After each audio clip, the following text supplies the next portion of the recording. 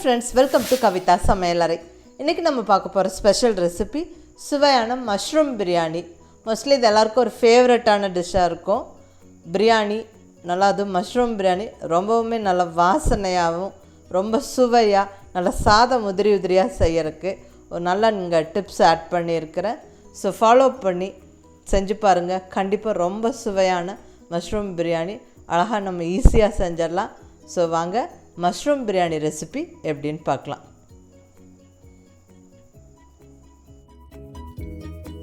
இங்கே ஃபஸ்ட்டு ஸ்டெப்பாக ரைஸை ஊற வச்சுருக்கிறேன். அதாவது 1.5 கப்பு பாசுமதி ரைஸு, கிட்டத்தட்ட 300 கிராம் உள்ள ரைஸை 3 வாட்டி கழுவி 20 நிமிஷமாக ஊற வச்சுருக்கிறேன். அடுத்தது மஷ்ரூம்ஸ், இங்கே பட்டன் மஷ்ரூம்ஸ் எடுத்திருக்கேன். இது வாஷ் பண்ணி கட் பண்ணணும். கிட்டத்தட்ட 250 கிராம் மஷ்ரூம் எடுத்திருக்கேன். முடிஞ்ச வரைக்கும் இப்படி ஃப்ரெஷ்ஷான மஷ்ரூம்ஸை சூஸ் பண்ணி வாங்குங்க. டேட்டு பார்த்து மஷ்ரூம்ஸை வாங்குங்க. மஷ்ரூமில் நல்ல ப்ரோட்டீன் இருக்குது. ஸோ நம்ம அடிக்கடி சாப்பிடலாம். ஸோ இப்போ பிரியாணிக்கு தேவையான பொருட்களெல்லாம் ரெடி பண்ணியாச்சுங்க. இப்போ தாளிச்சிட்டு நம்ம அதை என்னென்னு பார்த்துடலாம். இப்போ இங்கே ஸ்டவ்வில் குக்கர் வச்சாச்சு. குக்கர் சூடானதுக்கப்புறம் ஒரு 1.5 டேபிள் ஸ்பூன் அளவுக்கு நெய் சேர்த்துக்கிறேன். 1 டேபிள் ஸ்பூன் ஆயில் சேர்த்துக்கிறேன். இப்போ இதில் ஹோல் ஸ்பைசஸ் ஆட் பண்ணி விட்டுடலாம். 2 பீஸ் பட்டை, 1 பிரிஞ்சி இலை, 2 மராத்தி மொக்கு, 4 கிராம்பு, கொஞ்சமாக சோம்பு, ஒரு 1/2 ஸ்பூனுக்கு ஜாதி பத்திரி 1 பீஸு, 3 ஏலக்காய். ஸோ இதை நல்லா அந்த ஆயிலில் சேர்த்து விட்டு நல்லா பொரிய விடணும். நல்லா பொரிஞ்சு கொஞ்சம் அந்த வாசனை வரும்போது இப்போ முந்திரி பருப்பை ஆட் பண்ணிக்கிறேன்.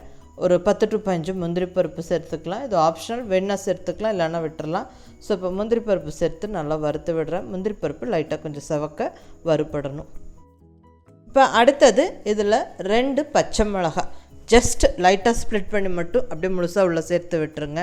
இப்போ அடுத்தது அதில் 2 பெரிய வெங்காயம் நல்லா சன்னமாக நீளவாக்கில் கட் பண்ணுது, அதை ஆட் பண்ணி நல்லா வதக்கி விட்டுறணும்.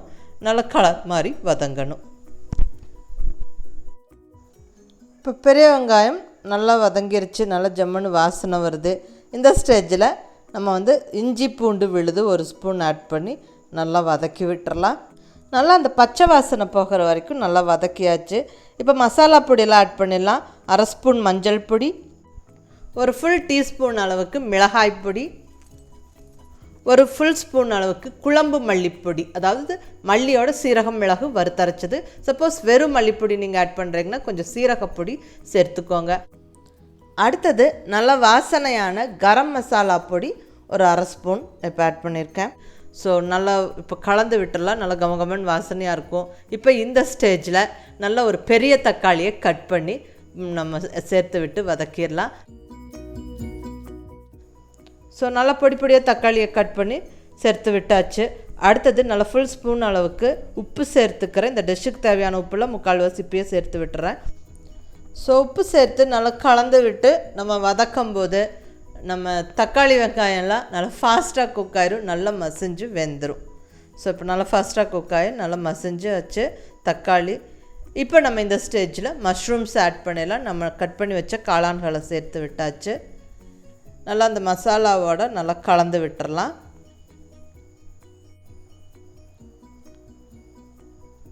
இப்போ அடுத்தது ஒரு கைப்பிடி அளவுக்கு நல்ல ஃப்ரெஷ்ஷான புதினா இலைகள், அடுத்தது ஒரு கைப்பிடி அளவுக்கு கொத்தமல்லி இலை. ஸோ நல்லா வாசனையாக இருக்கும். நல்லா இது கலந்து விட்டுட்டு நம்ம லிட்டு வச்சு க்ளோஸ் பண்ணிடலாம். வெயிட்டெல்லாம் ஒன்றும் போட வேண்டாங்க. ஜஸ்ட்டு ஒரு 3-4 நிமிஷத்தில் அந்த மஷ்ரூம் நல்லா வதங்கி இருக்கும். நம்ம மஷ்ரூம் ஆட் பண்ணும்போது தண்ணி எதுவுமே ஆட் பண்ணலை. பட் இப்போ பார்த்திங்கன்னா அது வதங்கி முடித்ததுக்கப்புறம் தண்ணி நல்லா விட்டுருக்குது. ஸோ 1/2 டம்ளர் தண்ணி போல் இருக்குது. ஸோ நம்ம தண்ணி ரைஸ் குக் பண்ண ஆட் பண்ணும்போது இது கணக்கில் வச்சுட்டு ஆட் பண்ணணும். ஸோ இங்கே 1.5 கப்பு ரைஸ் எடுத்துருக்கிறேன். 1 கப்பு பாசுமதி ரைஸுக்கு 1.5 கப்பு தண்ணி விட்டு நம்ம பிரியாணி குக் பண்ணணும். ஸோ இங்கே ஏற்கனவே தண்ணி இருக்கிறதுனால யூஸ்வலி வைக்கிற அளவை விட கொஞ்சம் குறைவாக தண்ணி வச்சுக்கிறேன். மஷ்ரூம் தண்ணி விட்டு வேகும். ஸோ நம்ம அந்த தண்ணியும் நம்ம ரேஷியோவும் கணக்கில் எடுத்துக்கிட்டு தான் ரைஸுக்கு தண்ணி வைக்கணும். அப்போ தான் சாதம் உதிரி உதிரியாக வரும். ஸோ இப்போ நம்ம நல்லா ஊற வச்சுருந்த பாசுமதி ரைஸை உள்ளே ஆட் பண்ணி கிளறியாச்சு. உப்பெல்லாம் செக் பண்ணிவிட்டு பத்தலைன்னா இந்த ஸ்டேஜில் கொஞ்சமாக உப்பு சேர்த்துக்கோங்க. நான் ஒரு 1/4 ஸ்பூன் உப்பு சேர்த்துக்கிறேன். ஸோ நல்லா கலந்துட்டுட்டு நம்ம வந்து லிடு வச்சு க்ளோஸ் பண்ணிடலாம். இப்போ வந்து நம்ம வெயிட் போட வேண்டாம், நல்லா கொஞ்சம் ஸ்டீம் வரட்டும். அதுக்கப்புறம் ஓப்பன் பண்ணி கிளறி விட்டுட்டு அதுக்கப்புறம் நம்ம லிட்டு வச்சு வெயிட்டை போட்டு விடணும். அப்போ தான் வந்து அந்த மேலேயே ஃபுல்லாக மஷ்ரூம்ஸ் நின்றுடாமல் கீழே சாதம் வரைக்கும் மஷ்ரூம்ஸ் எல்லாம் வந்து பரவலாக கலந்துரும்.